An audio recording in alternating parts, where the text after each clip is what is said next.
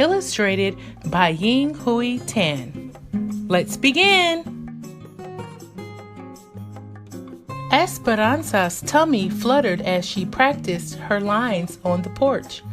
Today was the class play. Waiting for Mama to walk with her to school, she paced back and forth when she spotted a heart-shaped rock. Esperanza picked it up and showed it to Mama as soon as she stepped outside. "I see you found a little treasure," said Mama. Esperanza rubbed its rough surface and felt a twinkle of joy. "Maybe it's a sign." "For what?" asked Mama.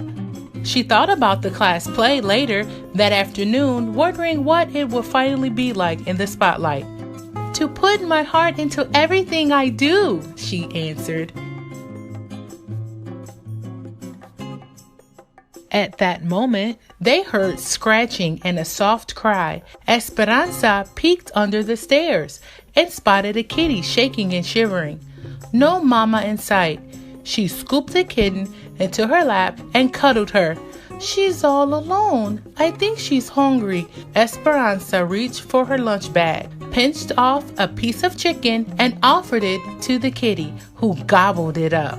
"Mama, I think the rock is a reminder to spread kindness and love. That's what we do when we listen with our hearts." "I think you're on to something," said Mama. "Can we keep Cleopatra, please?"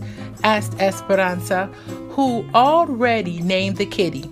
"Queens are always welcome at our house," said Mama. "If she is still here after school, we'll take her in." At school, Esperanza was more focused on the play than on math or reading.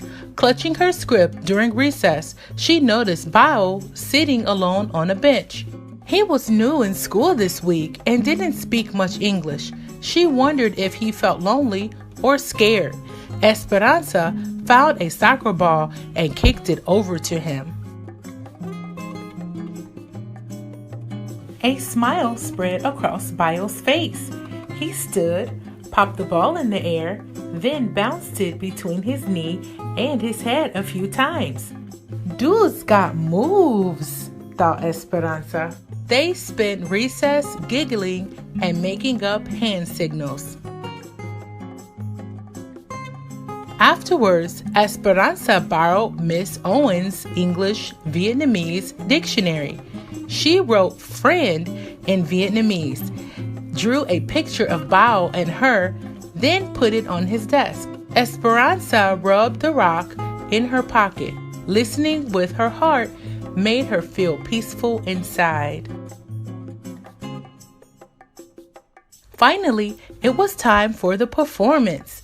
It was too late for Bao to be in the play, but he stood at Miss Owens' side as a stagehand.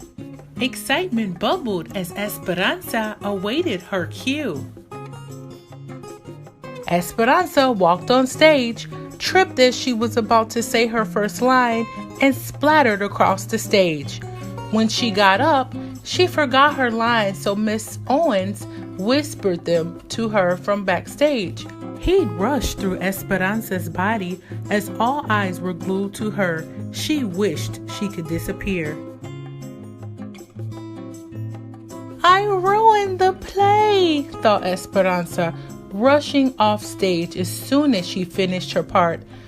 "I'm such a dummy for forgetting my lines. I messed up in front of everyone."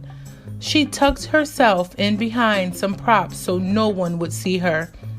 Esperanza noticed her body shaking and her face still burning. She took a deep breath and dug the rock out of her pocket. It was cracked and lopsided, just how she felt. Esperanza touched her hand to her heart and felt the disappointment.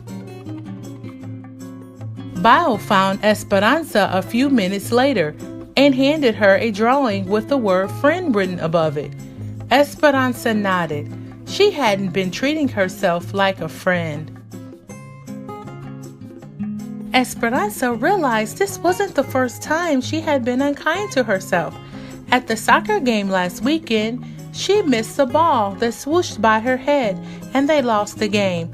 Nice work, a player from the other team yelled as the others laughed. Esperanza thought she let her team down and was the worst soccer player in the world. Thinking those thoughts had made her feel worse. At the curtain call, Esperanza reminded herself she hadn't ruined the play. She'd had an accident, and accidents happen to everyone. Listening with her heart wasn't just about giving kindness and love to others. It was about giving it to herself, too. I can be a friend to myself, thought Esperanza. When Esperanza got home, she focused on her favorite things. She zipped down the hill on her bike, then spent the afternoon painting at the kitchen table. She also got the hug she needed from Mama and some cuddles from Cleopatra.